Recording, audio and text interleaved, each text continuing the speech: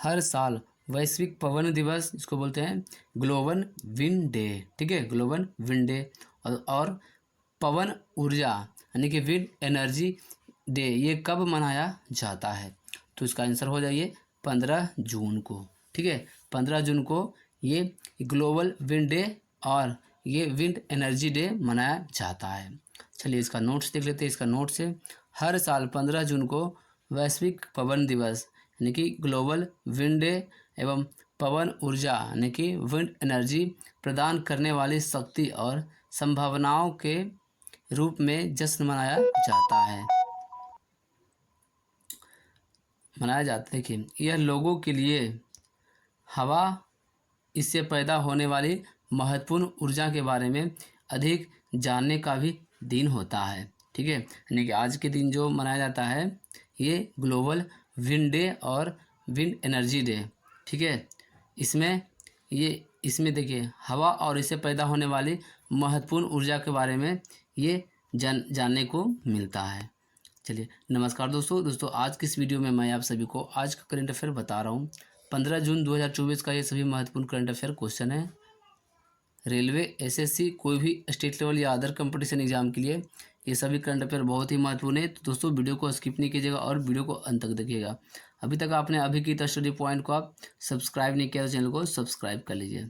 चलिए क्वेश्चन को शुरू करते हैं बिना किसी देरी के। पहला नंबर क्वेश्चन है, हाल ही में यूएन ने बच्चों के खिलाफ अपराध करने वाले अपराधियों वैश्विक की सूची में किस देश को जोड़ा है? तो इसका आंसर हो जाइए इजराइल, ठीक है।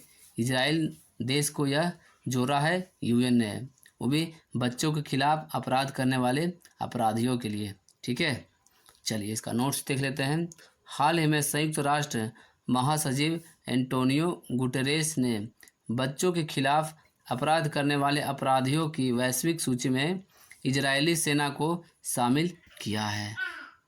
चलिए अगला क्वेश्चन में आ जाते हैं। अगला नंबर क्वेश्चन है, हर साल वैश्विक पवन दिवस यानी कि ग्लोबल विंड डे, पवन ऊर्जा यानी कि विंड एनर्जी डे ये कब मनाया जाता है?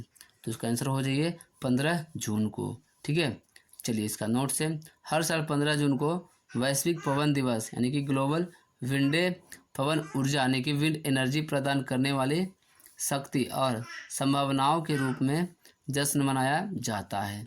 यह लोगों के लिए हवा और इससे पैदा होने वाली ये महत्वपूर्ण ऊर्जा के बारे में यह अधिक जानने का भी दिन होता है। दोस्तों लास्ट में आपको बताएंगे, ये आज 15 जून है, 15 जून का कुछ महत्वपूर्ण इतिहास पॉइंट आपको लास्ट में बताएंगे, ठीक है। चलिए अगला क्वेश्चन में आ जाते हैं। अगला नंबर एक क्वेश्चन है, हाल ही में ये कौन सीसीआई के सचिव नियुक्त हुए हैं? तो इसका आंसर हो जाइए इंद्रपाल सिंह बिंद्रा, ठीक है। इंद्रपाल सिंह बिंद्रा है जो ये सीसीआई के ये सचिव नियुक्त हुए हैं। चलिए इसका नोट्स देख लेते हैं। भारतीय राजस्व सेवा, ठीक है, भारतीय राजस्व सेवा यानी कि सीसीआई के अधिकारी ये चंद्रपाल सिंह बिंद्रा जल्द ही भारतीय ये प्रतिस्पर्धा आयोग यानी कि सीसीआई के सचिव का पदभार ग्रहण करेंगे, ठीक है। चलिए अगला क्वेश्चन में आ जाते हैं। अगला नंबर एक क्वेश्चन है, हाल ही में ये सुहेलवा वन्यजीव अभयारण्य किस राज्य का ये 5वां वन्यजीव अभयारण्य बनेगा? तो इसका आंसर हो जाइए उत्तर प्रदेश, ठीक है। उत्तर प्रदेश का ये 5वां वन्यजीव अभयारण्य है जो ये सुलेहवा वन्यजीव अभयारण्य बनेगा। चलिए इसका नोट से, ये सुहेलवा वन्यजीव अभयारण्य यह उत्तर प्रदेश का श्रावस्ती ये बलरामपुर और गोंडा जिले में यह स्थित है, ठीक है। उत्तर प्रदेश का 5वां वन्यजीव अभयारण्य कौन कौन है? तो हो गया ये सुहेलवा वन्यजीव अभयारण्य। चलिए अगला क्वेश्चन में आ जाते हैं। अगला नंबर एक क्वेश्चन है, हाल ही में किसने अपना 6ठा एटीपी चैलेंजर टेनिस खिताब जीता है? तो इसका आंसर हो जाएगा ये सुमित नागल, ठीक है। सुमित नागल है जो उसने अपना 6ठा एटीपी चैलेंजर ये टेनिस का खिताब जीता है। चलिए इसका नोट्स देख लेते हैं। सुमित नागल ने ये हेलब्रांड नेकर कप का टाइटल्स जीता है। फाइनल में स्विट्जरलैंड के एलेक्जेंडर को हराया है। उसने कैरियर का यह 6ठा एटीपी चैलेंजर खिताब अपने नाम किया है, ठीक है। चलिए अगला क्वेश्चन में आ जाते हैं। अगला नंबर एक क्वेश्चन है, ये हाल ही में किस देश की संसद ने ISA सदस्यता के लिए रूपरेखा समझौते की पुष्टि की है? तो इसका आंसर हो जाइए नेपाल। ठीक है, नेपाल देश की संसद ने ISA सदस्यता के लिए यह एक रूपरेखा की तैयारी की है। ठीक है, चलिए इसका नोट्स देख लेते हैं। ये नेपाल की संसद ने ISA सदस्यता के लिए रूपरेखा समझौते की पुष्टि की है। चलिए अगला क्वेश्चन में आ जाते हैं। अगला नंबर एक क्वेश्चन है, हाल ही में गेल किस राज्य में भारत की सबसे बड़ी KTA इथेन क्रैकर परियोजना स्थापित करेगा? तो इसका आंसर हो जाइए मध्य प्रदेश। ठीक है, मध्य प्रदेश। चलिए इसका नोट्स देख लेते हैं। गेल इंडिया मध्य प्रदेश के सीहोर में ये 1500 KTA इथेन क्रैकर परियोजना स्थापित करने की योजना बना रही है, जिसका अनुमानित पूंजीगत व्यय है ये 60,000 करोड़ रुपया। इस परियोजना का उद्देश्य है इथेनिल डेरिवेटिव की एक श्रृंखला का उत्पादन करना, जिससे क्षेत्र में पेट्रोकेमिकल बुनियाद ढांचे को मजबूती मिलेगा। चलिए अगला क्वेश्चन में आ जाते हैं। अगला नंबर एक क्वेश्चन है, हाल ही में hockey men's junior world cup 2025 की मेज़बानी कौन करेगा? तो उसका आंसर हो जाइए भारत। ठीक है, भारत है जो अगला hockey men's junior world cup होने वाला है उसका मेज़बानी भारत करेगा। नोट से FIH ने वर्ल्ड कप के लिए भारत को मेज़बान देश बनाया है, यानी कि भारत 3 बार hockey men's junior world cup की मेज़बानी कर चुका है। ठीक है, भारत है जो ये तीन बार ये मेंस जूनियर वर्ल्ड कप का हॉकी का मेज़बानी कर चुका है। ठीक है, 2025 में जो मेंस जूनियर वर्ल्ड कप होने वाला है तो वो भारत में होगा। ठीक है, चलिए अगला क्वेश्चन में आ जाते हैं। अगला नंबर एक क्वेश्चन है, हाल ही में ATP जारी रैंकिंग में ये कौन है जो शीर्ष पर रहे हैं? तो इसका आंसर हो जाइए यानिक सिनर। ठीक है, यानिक सिनर है जो ATP रैंकिंग में वह शीर्ष स्थान पर रहा है। इटली के यानिक सिनर ने सोमवार को जारी ATP रैंकिंग में चोटिल नोवाक जोकोविच को हटाकर पहली बार वह शीर्ष स्थान पर हासिल किया है। ठीक है, तो ये इससे पहले कौन शीर्ष स्थान पर रहते थे? तो ये नोवाक जोकोविच रहते थे। ठीक है, चलिए अगला क्वेश्चन में आ जाते हैं। अगला नंबर है, हाल ही में ये प्रेम सिंह तमांग ने किस राज्य के मुख्यमंत्री के रूप में शपथ ली है? तो उसका आंसर हो जाइए सिक्किम। ठीक है, सिक्किम के नया मुख्यमंत्री कौन हो गए? तो प्रेम सिंह तमांग हो गए। चलिए इसका नोट्स देख लेते हैं।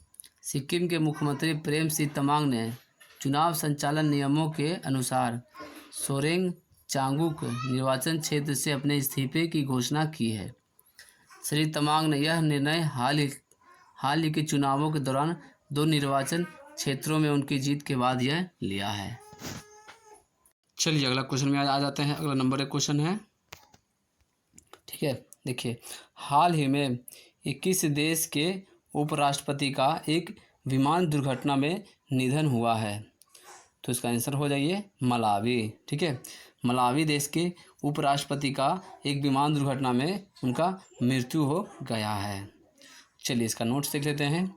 ईरान के दिवंगत राष्ट्रपति इब्राहिम रईसी और अफ्रीका देश के मलावी के उपराष्ट्रपति ये साउलोस क्लास चिलिम, ठीक है, तो वे नाम हैं जिन्होंने हाल ही में अपना जान गंवाई है एक विमान दुर्घटना में। ठीक है,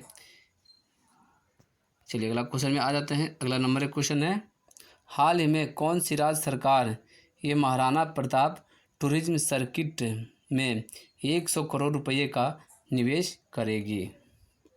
तो इसका आंसर हो जाएगी राजस्थान। ठीक है, राजस्थान ने ये टूरिज्म के लिए ये 100 करोड़ रुपये का निवेश करेगी। ठीक है, वो भी किसके लिए? तो ये महाराणा प्रताप टूरिज्म सर्किट के लिए। ठीक है, चलिए इसका नोट्स है। राजस्थान में बनेगा महाराणा प्रताप टूरिज्म सर्किट। मेवाड़ के महान शासक और राजपूताना के शौर्य के प्रतीक महाराणा प्रताप को राज्य सरकार ने ये श्रद्धांजलि देते हुए महाराणा प्रताप ये सर्किट बनाने की योजना की तैयार की है। ठीक है, तो ये महाराणा प्रताप सर्किट जो ये टूरिज्म सर्किट है जो ये किस राज्य बनेगा, तो ये राजस्थान में बनेगा। ठीक है, चलिए अगला क्वेश्चन में आ जाते हैं। अगला नंबर एक क्वेश्चन है, हाल ही में किस राज्य सरकार द्वारा एक विशेष NRI सेल की स्थापना की जाएगी? तो इसका आंसर हो जाएगा हरियाणा। ठीक है, हरियाणा। इसका नोट्स है, हरियाणा में जल्द ही special non resident Indian cell यानी कि non resident Indian cell in Haryana स्थापित होगा, जिसके जरिए प्रवासियों की समाधान हो सकेगा। ठीक है, NRI सेल की स्थापना किस राज्य में की जाएगी? तो ये हरियाणा में।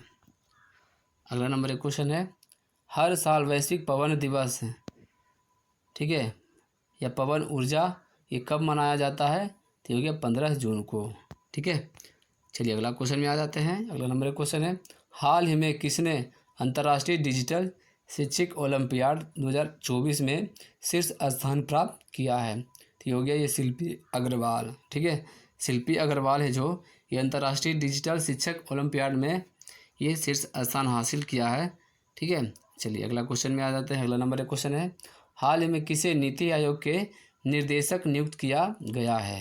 ये हो गया आशीष कुमार दास। ठीक है, आशीष कुमार दास है जो ये नीति आयोग के यह निर्देशक है। चलिए दोस्तों, अब बता रहे हैं आप, आज है 15 जून। 15 जून का कुछ महत्वपूर्ण इतिहास पॉइंट है।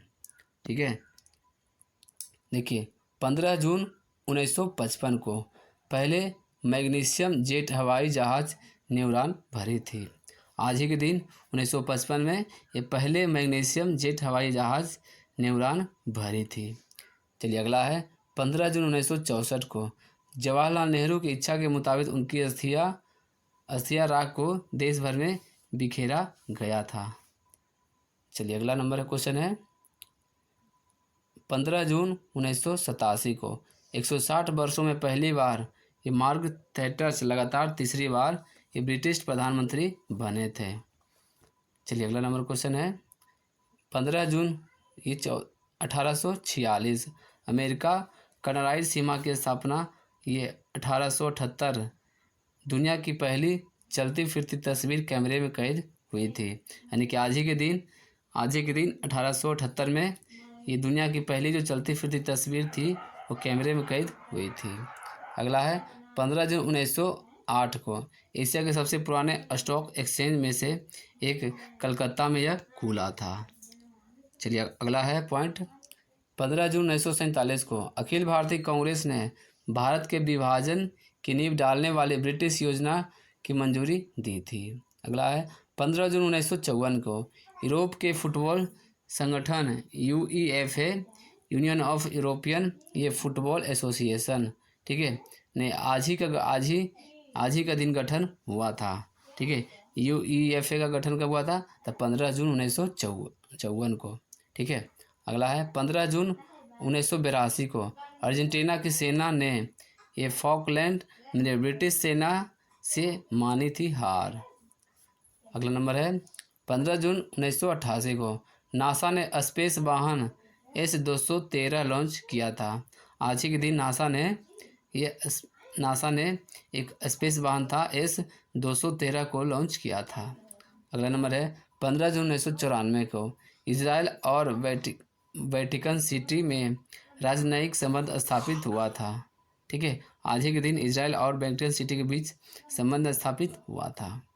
15 जून 1997 इस्तांबुल में D8 नामक संगठन का 8 मुस्लिम देशों द्वारा ये गठन किया गया था। चलिए अगला क्वेश्चन में आ जाते हैं। अगला पॉइंट है, ठीक है, 15 जून 2001 को शंघाई सहयोग संगठन का नाम दिया गया और भारत और पाकिस्तान को नहीं दी गई सदस्यता। अगला पॉइंट है, 15 जून 2004 को ब्रिटेन के साथ परमाणु सहयोग को अमेरिकी राष्ट्रपति बुश ने दी मंजूरी।